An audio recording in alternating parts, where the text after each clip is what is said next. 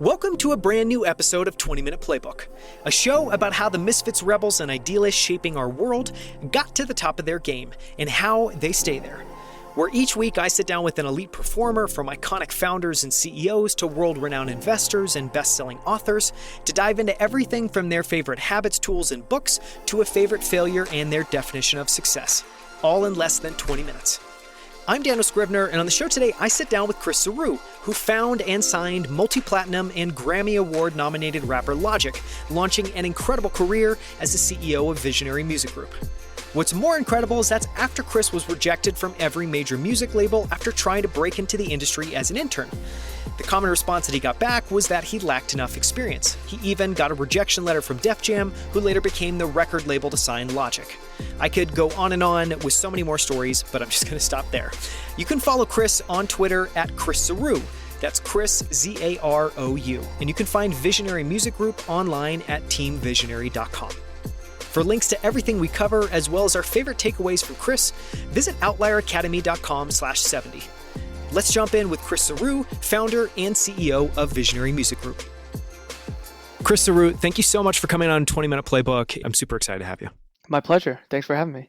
So this should be a lot of fun. It's a totally different interview than our long form one. This show's a little bit faster pace. So I'll ask you the same 10 questions we ask every guest. Let's jump in.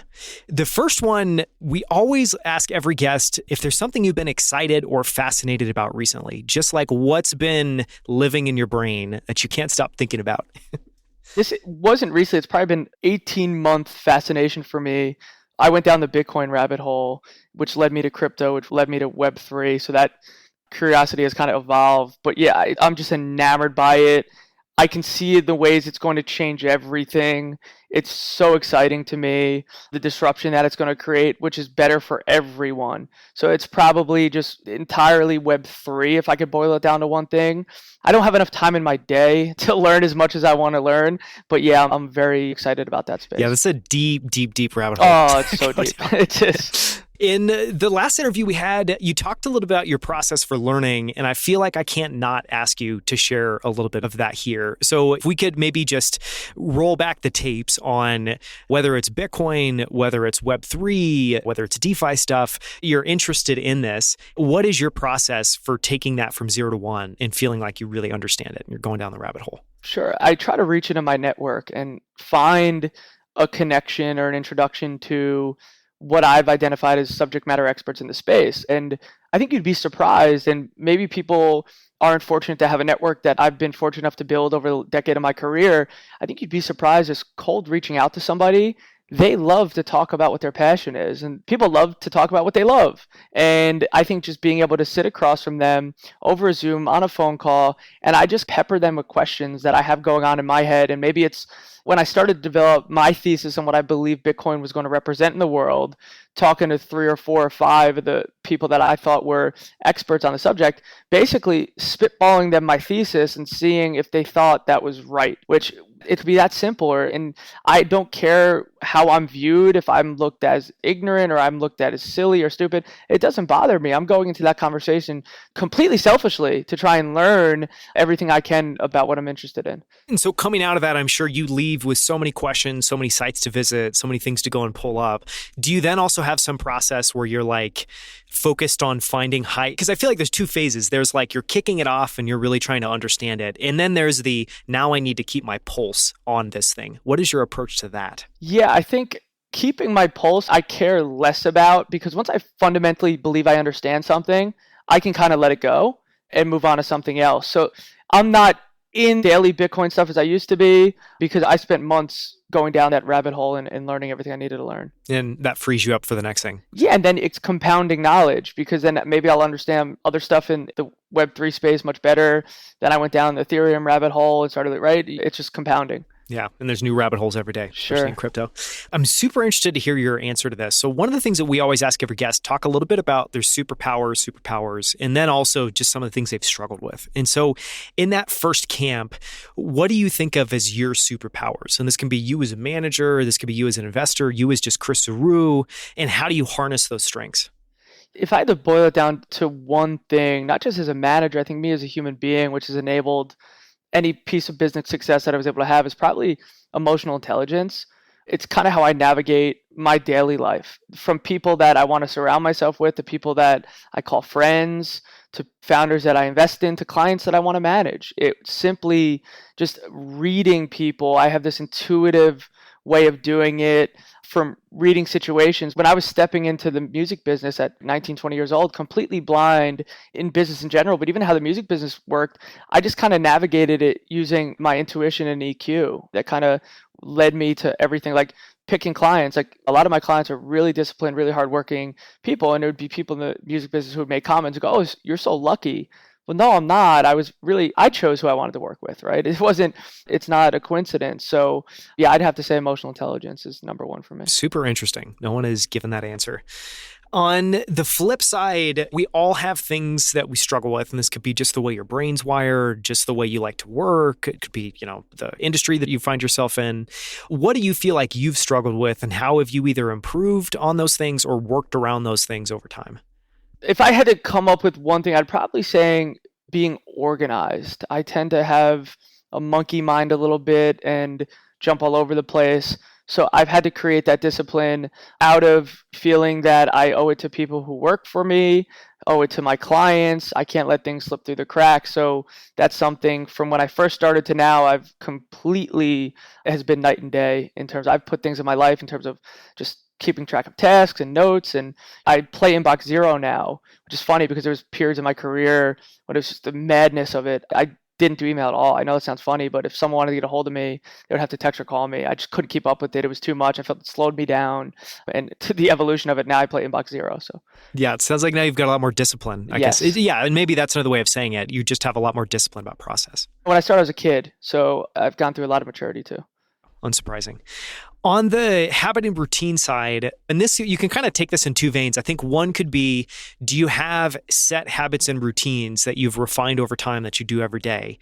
And if not, then are there things you've experimented with that you would like tell others, this was great, this had a great impact on my life, this had a great impact on my performance? So how do you think about that? Yeah, the one underlying thing that has been a constant, it's dramatically helped me in every aspect of my life, especially business, is just morning fitness time. So, I've always been into fitness, and now I've become a distance runner. So I'll do it minimum an hour, maybe an hour and a half run in the morning.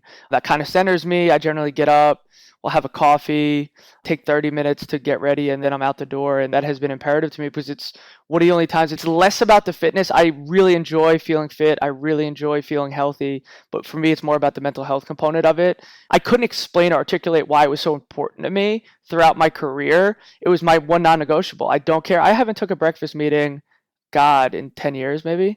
It's just not negotiable for me. And I couldn't figure out why it was so important. What I realized is being an entrepreneur, or just even being a human being in 2021, you're constantly being pinged, right? And it was the one time in my day where my thoughts got to just roam freely. And I realized I thought out issues in my life and career and business and found solutions just by being able to think freely without being pinged. What you don't realize, when you have your phone attached to you, or you're sitting in front of your computer and your emails are popping up, your text messages are popping up, you can't even have a free train of thought because you're constantly getting pulled out of that moment. So it's like getting into that flow state every day is so productive for me that it's a non-negotiable.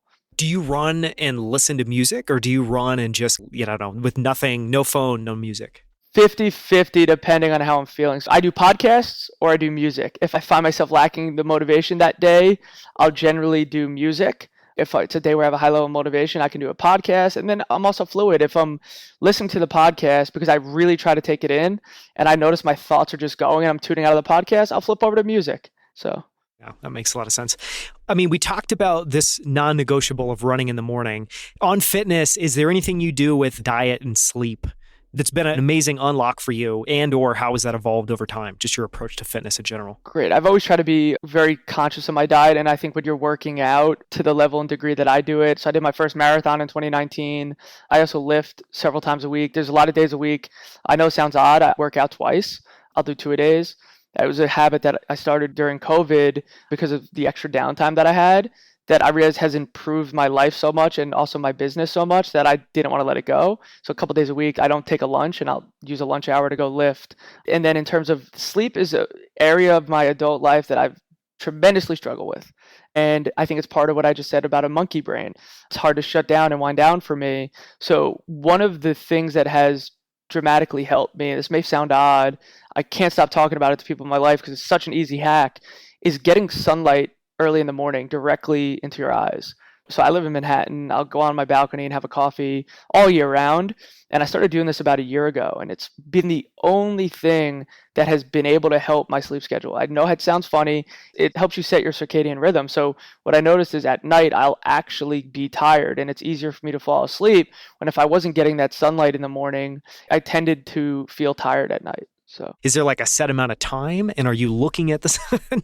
no, you're just making sure that there's sunlight in your eyes. Even if it's a cloudy day, it doesn't matter. 10 minutes is all you need. It was actually from a neuroscientist that I follow. He has a great podcast. His name is Andrew Huberman, where he gives that advice out a lot, and I tried it, and it worked tremendously. Yeah, I'm blanking on the name of the artist. Rick Rubin, I think, talked about doing that as well, too. And that was like a major unlock for him. It just goes to show how amazing, like your body is this fine-tuned machine. You just need to give it the right inputs, like making sure it knows that the day started. On the idea side, you talked about podcasts. What books and podcasts have had the biggest impact on the way you think and work? And is there any that you give away to others, recommend? Yeah, there's a handful of them. I'm not a huge reader, but there has actually been one book that I would say has profoundly changed my life. It's called Never Eat Alone by Keith Ferrazzi, and it's about the power of networking. And I didn't realize the power of it. I tended to be head down focused all the time. And one of the issues that I found, it was coming from a place of insecurity where I wouldn't network with people as much because I feel like I wasn't accomplished and couldn't add any value to their lives. And what I realize now is being a little further along in my career, I'll take meetings all the time. If a young person reaches out, wants to get together, wants this, I may even leave that meeting with just the energy from them, and I got something out of it. And I didn't realize that is a beautiful part about being collaborative and networking with people. And that book had completely opened my eyes to it, changed my life, changed my business.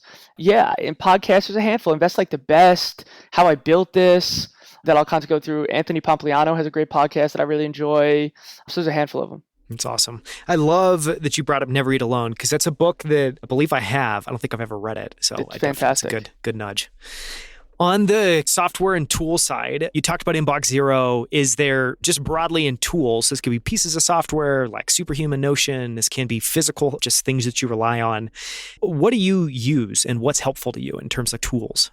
I've started, like I said, Inbox Zero is a newer thing. It's probably 2.5, 3 years now.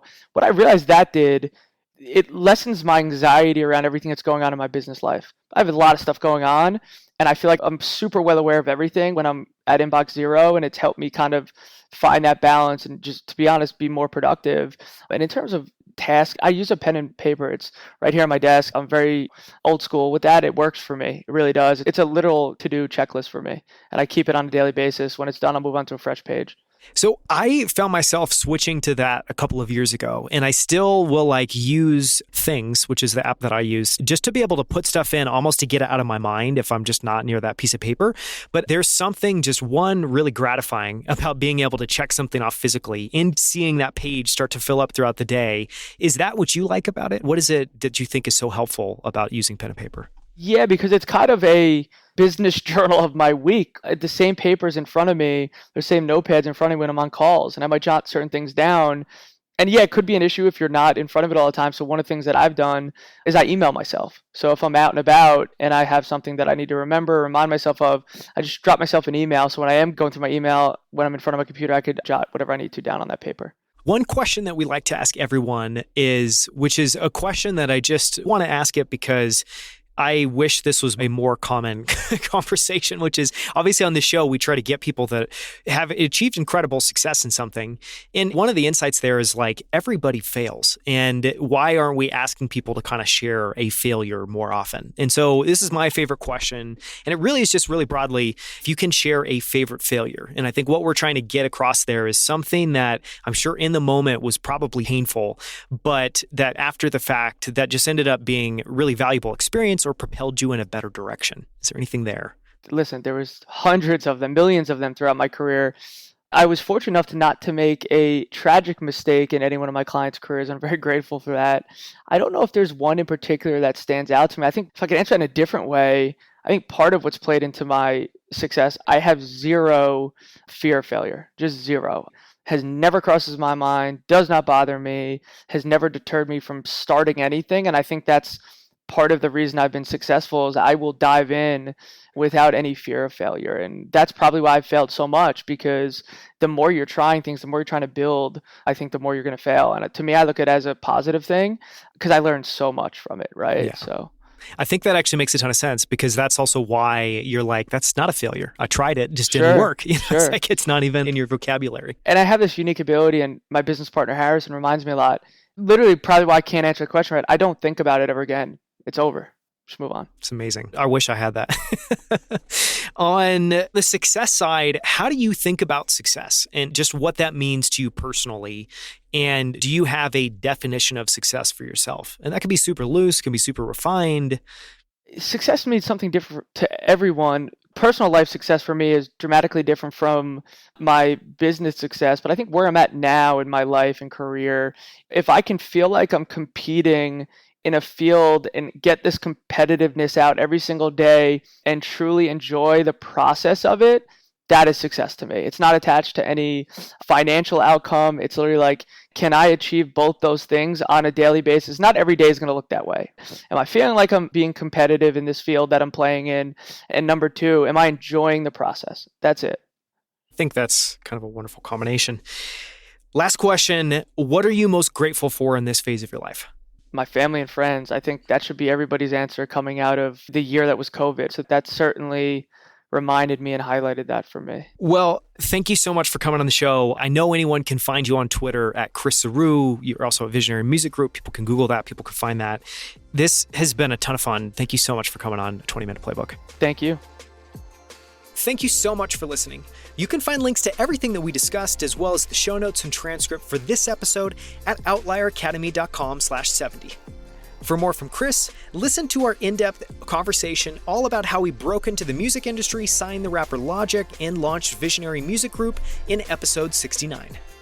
Visit outlieracademy.com to explore more incredible interviews with the founders of Superhuman, Levels, Rally, Common Stock, and Primal Kitchen, as well as New York Times bestselling authors and many of the world's smartest investors.